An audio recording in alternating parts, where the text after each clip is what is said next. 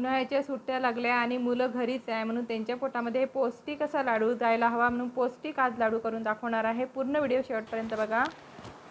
Hello नमस्कार, अतिशय simple पद्धतीने आज मी तुमच्यासमोर रेसिपी घेऊन आली आहे।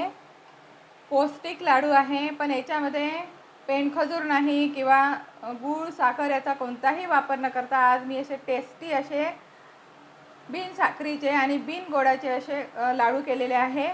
आणि हे लाडू कसे करायचे, चला पटकन रेसिपीला आता आपण सुरुवात करू। अतिशय हेल्दी आहे आणि तेवढेच हे लाडू पौष्टिक सुद्धा आहे। ते मी कोणते साहित्य वापरले आहे, इथे एक नारळ घेतले आहे, त्याचे काप केलेले आहे किंवा तुम्ही किसू शकता। नंतर काजू घेतलेले आहे पाऊण वाटी, नंतर बदाम घेतलेले आहे। तुम्ही कमी जास्त याच्यामध्ये प्रमाण घेऊ शकता, असं नाही की मी जेवढं घेतलं म्हणून तेवढंच घ्यायचं। नंतर अक्रोड घेतलेले आहे आणि मनुका घेतलेला आहे म्हणजे किसमिस। हे मात्र एक वाटी फूल घेतलेलं आहे। असे 5 प्रकारचे मी साहित्य घेतलेले आहे ड्रायफ्रूटचे। आणि नंतर काय करायचं, आपल्याला भाजायचं कोणतेच नाही, डायरेक्ट आपल्याला मिक्सरच्या पॉटमध्ये टाकायचं आणि आपल्याला बारीक करून घ्यायचं।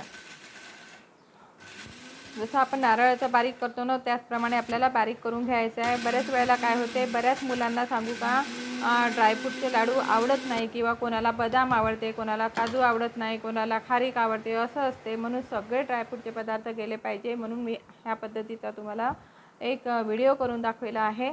आणि नंतर काय करायचं, जे उरले होते ना त्यासुद्धा खोबरे किसाचं मी बारीक किस केलेला आहे आणि एका भांड्यामध्ये आपल्याला काढून घ्यायचं आहे। नंतर काय करायचं, काजू घ्यायचे आपल्याला, त्याच्यातच बदाम टाकायचे, त्यामध्येच आपल्याला अक्रोड टाकायचे आहे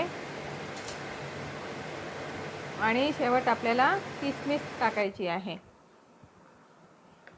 आता सगळं आपल्याला एकत्र करायचं आहे। आता पूर्ण एकत्र करून घ्यायचं, परंतु काय झालं, मिक्सरचा पॉट झाला लहान, तर मग मी काय करणार आहे, त्यामधले अर्धे काढून घेणार आहे, अर्धे बारीक करणार आहे आणि अर्धे नंतर बारीक करायचे। आता परत आपल्याला मिक्सरवर चांगला फिरवून घ्यायचा आहे, पल्स मोडवर फिरायचं, नंतर फास्टमध्ये फिरवायचं। अशा प्रकारे आपल्याला मिक्सर फिरवून घ्यायचं आहे आणि बारीक झाल्यानंतर आपल्याला ते सुद्धा एका गंजामध्ये काढायचं आहे। परंतु मला हा वेल इतका त्रास देत होता ना करायच्या वेळेस, आखरी मला ते वेल चांगला ठेवावा लागला आणि माझं काम रुकलं। परत मी आता तो बारीक केला आणि नंतर ते ड्रायफ्रूट आपल्याला एका गंजामध्ये काढून घ्यायचे आहे किंवा एका पॉटमध्ये तुम्ही काढू शकता। उरलेले जे होते ना ड्रायफ्रूट ते सुद्धा मी परत मिक्सरच्या पॉटमध्ये घेतलेले आहे आणि त्यालासुद्धा मी बारीक केलेलं आहे। अशा प्रकारे पूर्ण ड्रायफ्रूट आता मी बारीक करून घेणार आहे आणि सगळं आपल्याला कसं त्या खोबऱ्या किसामध्येच आपल्याला सर्व टाकून द्यायचं आहे। खूप पौष्टिक आहे, हेल्दी आहे आणि खूप झटपट होणारे आहे। तुम्ही हे लाडू सांगू का, शुगरच्या लोकांनासुद्धा देऊ शकता आणि मुलांनासुद्धा देऊ शकता। आपल्या पोटामध्ये गोड काही जास्त जात नाही, परंतु किसमिस टाकल्यामुळे हे लाडू गोड होतात। म्हणून अशा पद्धतीचे तुम्ही लाडू एक वेळा करून बघा आणि सगळं मिक्स झाल्यानंतर त्याचा आपल्याला लाडू वळायचा आहे आणि हे लाडू पटपट वळल्या जातात। पण तुम्हाला आवडत असेल तर तुम्ही त्याच्यात खारीकसुद्धा टाकू शकता, बाकीचे ड्रायफ्रूट टाकू शकता, पण मी हे काही न टाकता किसमिस टाकले आणि त्याचेच मी लाडू केलेले आहे। तुम्ही अशा पद्धतीने लाडू एक वेळा करून बघा आणि खूप चांगले होतात बघा, पटकनच तुटतात, नरम होतात, तोंडात टाकल्याबरोबरच विरघळणारे लाडू आहे।